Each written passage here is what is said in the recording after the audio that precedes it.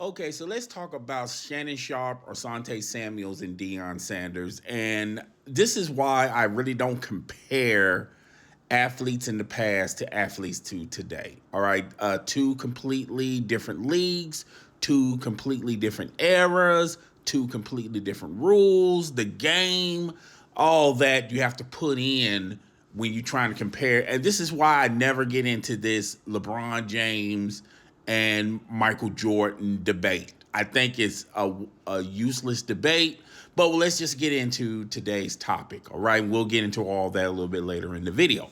So basically, Asante Samuels believes that he's better than Deion Sanders. Now, you know the old adage, men lie, women lie, but the numbers don't.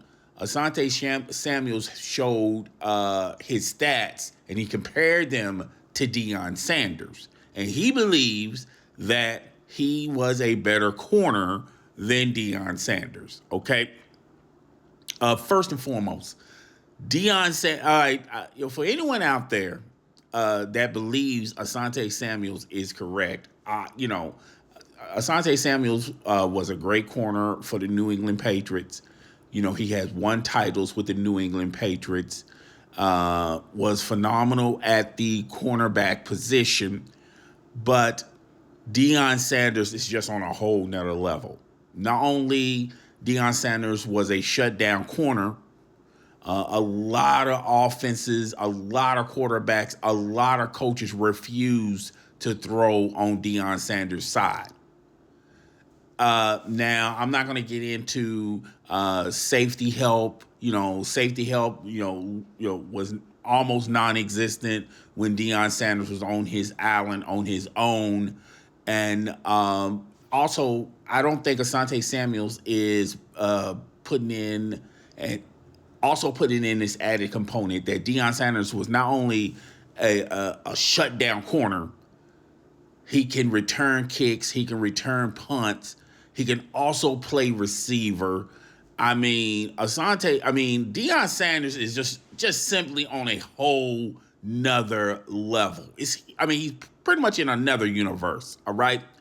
I understand Asante Samuels comparing his stats, and he believes that his stats, if they're not better than Deion Sanders, they should be equal to Deion Sanders. I get all what Asante Samuels is saying, but I don't think Asante Samuels is computing that Deion Sanders was not only a shutdown corner, but he has did many other things.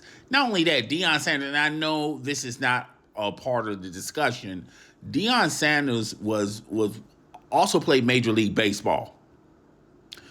Not just there, but was a very important component for Major League Baseball, particularly when he was playing for the Atlanta Braves. A lot of people, and then another component. I know, a lot of people are not going to compute this in, but Deion Sanders was phenomenal, and I wouldn't say phenomenal, but he was a pretty good basketball player on the collegiate level. Now, could he, if he would have focused on basketball, would he would have been a superstar in the NBA? I'm not gonna, I'm not too sure about that. But could he play in the NBA? He could possibly played in the NBA. All right. So Deion Sanders he was great in football, but I don't think a lot of people compute that he was a great punt kick returner, and he can also play receiver. Just on the football level. I understand that Asante Samuels is showing his stats. And he believes that his stats, if not better than Deion's, should be equal to Deion. I get all that.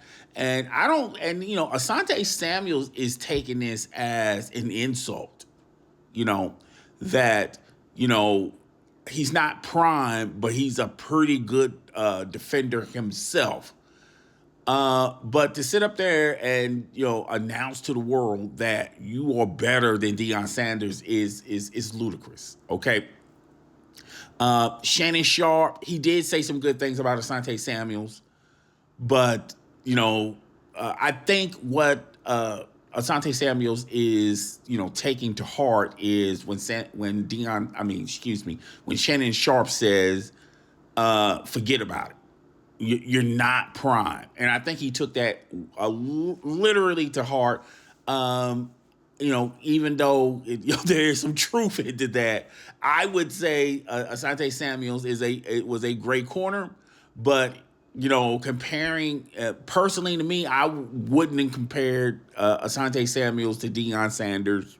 All right, a lot of people compare Darrelle Revis to Deion Sanders. I don't think anyone's saying Darrelle Revis was better than Deion Sanders. That's the closest cornerback that I recall that, a lot of people are saying, hey, he's kind of familiar to Deion Sanders. He's not better than Deion Sanders, but, as a shutdown corner, he's pretty much up there with Deion Sanders. And this is why I say all these debates, who's the better GOAT, LeBron and Michael Jordan. I think LeBron fans take it as an insult that LeBron is second on the list, but MJ is still number one. And people don't take into accountability that, Michael Jordan, there's a lot of things Michael Jordan did that LeBron is never going to eclipse. He's just never going to eclipse. And but once again, when you're trying to compare different eras, you're comparing two different games, you're comparing two different athletes. These athletes never played together in their prime. These are things that you have to compute before you start saying, well, one is better. LeBron is clearly better than Michael Jordan. I think LeBron is a phenomenal player. I think LeBron is one of the greatest players. But I would never put LeBron over Michael Jordan because Michael Jordan, in a short span, did more with less than LeBron, who's been in the league for 20 years, has been on multiple super teams. All right, still hasn't eclipsed Michael Jordan in a lot of things that Michael Jordan was great at as well. But LeBron James fans take it as an insult that he's second best. If you want to argue that he's second best, even though I do still feel like, you have to put Kobe up there, you have to put Magic up there. I know a lot of people are going to disagree with this. Larry Bird was pretty awesome too. But if you want us just leapfrog LeBron over those players, I have no issues with it. All right. But this is why I don't do this comparison thing. I don't mind talking about it. But when you really start thinking about it and you start computing the pros and cons with each player, and particularly in their era, all right, you start saying to yourself, okay, what are we here for? All right. But Asante Samuels and Shannon Sharpe are going back for, and maybe Shannon Sharpe can learn a thing or two from this, particularly how he has a love affair for LeBron James, and Shannon Sharpe believes that LeBron James is better than Michael Jordan. Maybe he should step back with those claims and look at Asante Samuels and look how foolish Asante Samuels sounds. There are some Asante, believe it or not, there's some Asante Samuel fans out there that echo his sentiments. Okay, not all of them, but there are a few out there. And, this is one of those things that, look, I wish Shannon Sharpe can learn from this and say, I need to fall back on this GOAT, LeBron and Michael Jordan thing. I think, I'm looking kind of silly doing it.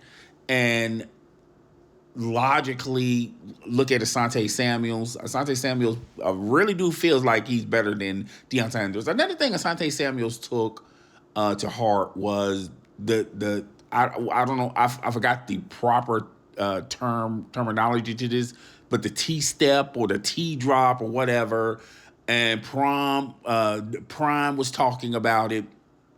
He didn't think that was a good technique. It worked for Asante Samuels. It had worked for a lot of corners.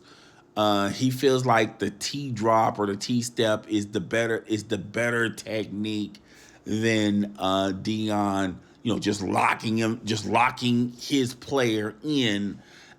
He also said that, hey, there was times where the safety didn't help Asante Samuels. All right, and people pick. He's talking about people cherry picking Deion. Play, clips, video clips. They don't show all of, when there's safety help for Deion. I don't think it was as much for Deion because when you think about it, there was a time, and I think Asante Samuels is, maybe he doesn't understand this, but there was a time in Deion's prime, okay, particularly when he played with the Atlanta Falcons and the 49ers and mostly when he was with the Dallas Cowboys, all right? There was a time where, and that's man, that's pretty much a long time in football years. But there was a time where coaches refused to put their best receiver on Deion Sanders' side. Okay, they would literally just shut down that side of the field and just focus on the other side. Okay, there was a time where coaches refused to throw to Deion Sanders. There was a time where quarterbacks refused to throw to Deion Sanders. There was a time when your best receiver refused to be on Deion Sanders' side. Now, there were exceptions to the rule. Okay, Michael Irvin, when Deion Sanders was with the 49ers, Michael Irvin, when he was with the Cowboys, well, when he's still with that's the only team Michael Irvin ever played for, but Michael Irvin refused that logic and made some plays while on Deion Sanders' side. Jerry Rice refused to believe that and made some plays when Deion Sanders was with the Cowboys. Not all the time, but some of the time. T.O. had some moments. I felt like the only time I saw it fully is when Randy Moss played on Deion Sanders' side. And Randy Moss was on another level when you talk about. There was a time where Randy Moss was just simply unstoppable. And the only person that can stop Randy Moss was Randy Moss. Okay? There was not a defense or cornerback that was not going to was going to give Randy Moss problems. The only person that stopped Randy Moss was Randy Moss. All right? But yeah, there was times where Randy Moss, but other than that, those are the exceptions to the rule, and those were small exceptions to the rule because the majority of the time, Deion Sanders was, that time period, he was unstoppable. Okay, not to say Asante Samuels didn't have moments, but not to those degrees. And I think a lot of people are, this is the prime example where you're going to have to stop comparing an athlete from the 80s and the 90s to today's athletes. Okay, it's just, it's, to me, it really doesn't make any sense. But hey, people are going to do whatever they want to do. But guys, tell me what you think. Rate, comment, subscribe. I'll see you guys in the next video. Deuces.